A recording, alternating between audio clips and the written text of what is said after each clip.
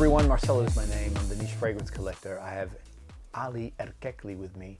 The brand is Anka Kus. I've always said that you fly way too low under the radar.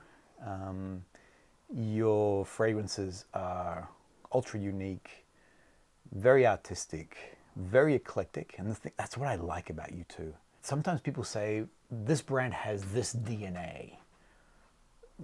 The only DNA that is artistry. That's your DNA. You're just artistic. But each one of the fragrances, they go in so many, I can't box you in. I can't say you're just this. I don't like to get boxed in. Literally. Keep them guessing. You don't become a stereotype. And I like to make what appeals to me at the time.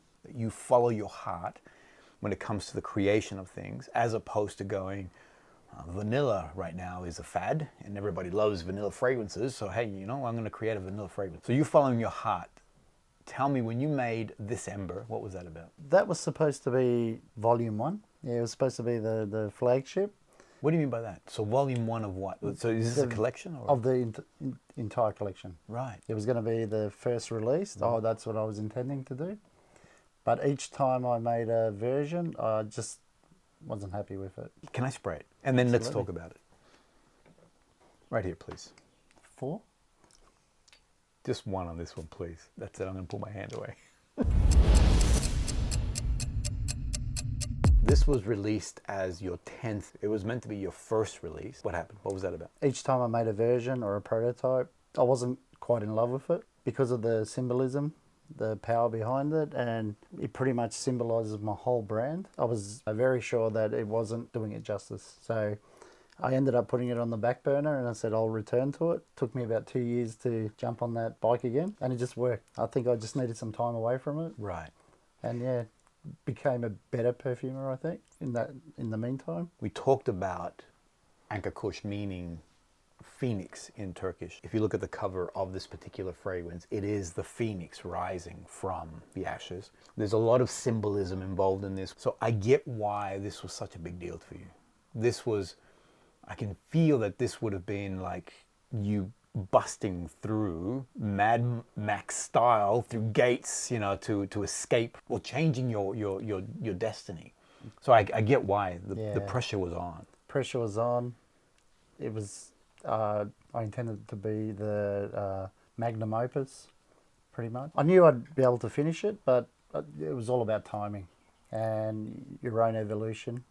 Considering that this has an oud base, I don't feel that it's an oud fragrance. Why don't we break down the notes? Top note is musk. The heart notes are vanilla, leather, benzoin, cashmere musk, ambergris. In the base is oud, sandalwood, myrrh, frankincense, amber, cinnamon bark, birch tar, Virginian cedar, tobacco, and labdanum. So what kind of oud are you using? It's from a chap called Ensard Oud. He's probably the most highly rated manufacturer of ouds in the world. I believe nearly every one that he produces is exquisite in its own right. Do you have a sample? Because I keep seeing that you're looking across. Got one here. Can I have a smell of this? Yes, please. I don't know if you want to dab it. You game? No. I'll smell from the bottle. Oh, smell it from there if you like. Boom. What do you get from it? Oof, it's strong. It's strong. You know, it's interesting. So pure. Correct me, okay? To my nose, it's not fecal. So it doesn't have... This one isn't, definitely not. So it's not fecal, but it's definitely, it's boom. It has a... Slight barnyardy element, but definitely not fecal. Do you mind if I hold the so I don't drop it? There it is. On skin, it works so well when you warm it up. Do you mind if you know what? I'm going to do it. Do it. Just do a little dab. I'll give you that. There's a sweetness in here. Yeah. Okay. Definitely. It's one of the most all-round, like rounded ouds available. It's my all-time favourite. Oh my gosh. It's called Oud Mustafa. See, that in itself could be a perfume. Definitely. And most people that buy it, that's how they wear it. Oh, so they use this as a... Yeah. Right. It's a pure oil pure oud that I do put into the composition. So awesome, man. It's beautiful. Absolutely beautiful. How expensive is that, out of interest? This one is roughly about $300 US. Whoa, okay. That's and what that looks like. 2 grams. Wow. Okay. Right. Well, I mean, what did you want to create with this Ember, other than this was your, what did you call it? Your Magnum opus. Yeah.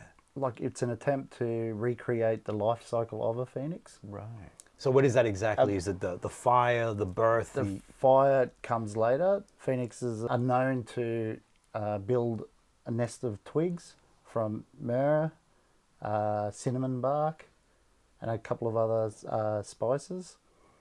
And it pretty much immolates itself. And yeah, after the fire descends, from the ashes, a new, stronger phoenix arises. Yeah. So cool. Great story, great mythology. I wasn't aware that it had those spicy, in that mythology that they're creating it through the cinnamon bark and things like that. Yeah. Because in smelling the fragrance, it's funny because it's ambery, but there are spicy components into it too. Frankincense. Correct. Pick that up, myrrh. The incense is definitely, but it's not overtly incense, and it's not overtly oud, and it's not. It's just really. I wanted to make it harmonious. There's a harmony here, mate. Yeah. There's a harmony. I love this fragrance. This for me is my winter fragrance. I feel like it has its own internal heater to it. It warms me up in the actual scent profile itself. So this one here was nominated for the Art and Olfaction Award also. Yes. In 2022. Again, so you submitted this. Did they give you any feedback? Did they? No, you don't usually get feedback, but once you've become a finalist, that's pretty much a stamp of approval, isn't it? It's pretty awesome because Yeah. you got that for Absence Minded. Yep. And then again for December. Sort of like a nice bookend. I love it, mate. Any new releases that you can tease us with, or? Yes, in a few weeks there's Veta Verite. It's a nice, fresh, sparkling vetiver-based fragrance. That was a leading question because I've already had a chance to smell it. It's awesome.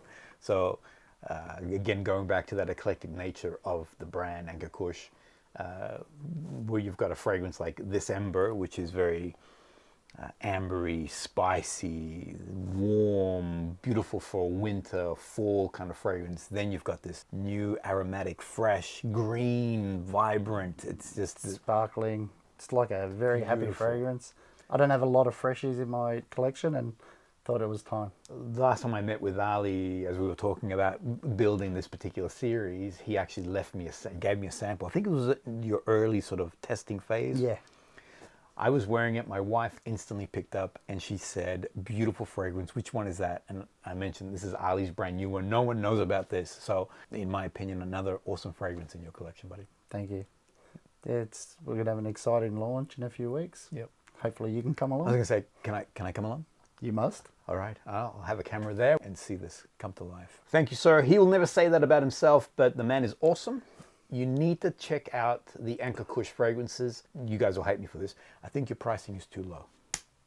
I think you need to charge more for your fragrances. So get on it before this man realizes. Upgrades. Yeah. $7,000 a bottle.